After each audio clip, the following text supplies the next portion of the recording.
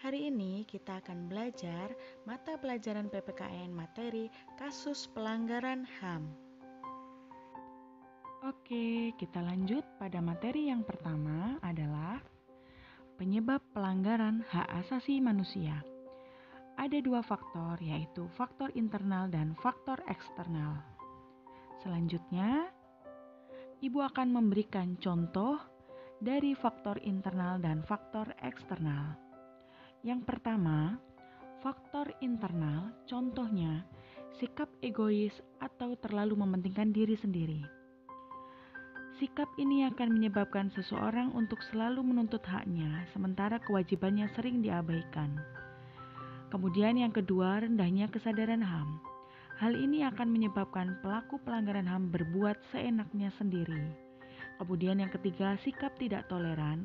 Sikap ini akan menyebabkan munculnya saling tidak menghargai dan tidak menghormati atas kedudukan atau keberadaan orang lain. Oke, contoh yang kedua ada faktor eksternal. Faktor eksternal yang pertama adalah penyalahgunaan kekuasaan. Di dalam masyarakat terdapat berbagai macam kekuasaan. Kekuasaan ini tidak hanya merujuk pada kekuasaan pemerintah, tetapi juga bentuk-bentuk kekuasaan lainnya.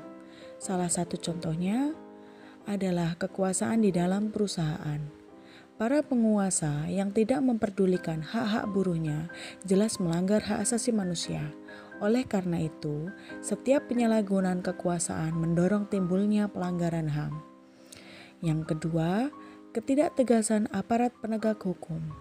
Aparat penegak hukum yang tidak bertindak tegas terdapat setiap pelanggaran HAM.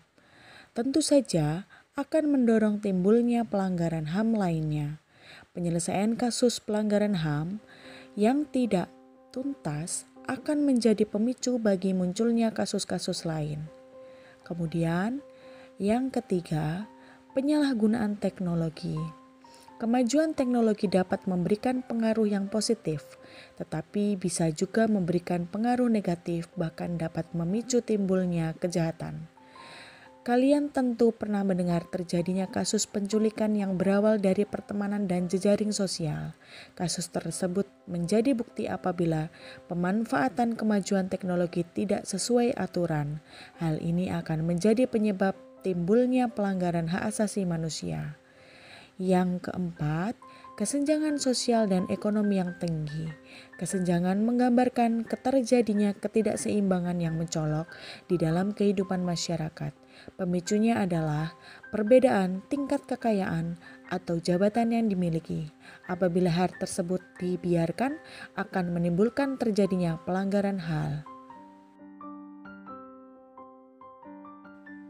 Materi selanjutnya adalah contoh kasus pelanggaran HAM yang pernah terjadi di Indonesia.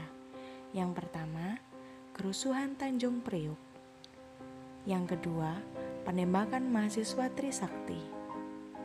Yang ketiga, Marsina.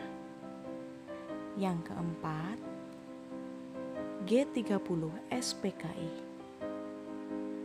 Dan yang kelima, Munir.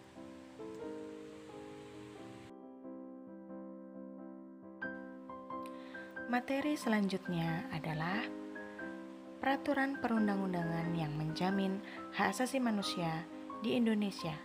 Di antaranya, yang pertama, Undang-Undang Dasar Negara Republik Indonesia tahun 1945, terutama pasal 28A sampai pasal 28C. Yang kedua, ketetapan MPR nomor 17 garing MPR garing 1998 tentang hak asasi manusia. Selanjutnya, materi tentang upaya penegakan HAM dari pemerintah. Yang pertama, pembentukan Komnas HAM. Yang kedua, pembentukan Pengadilan HAM.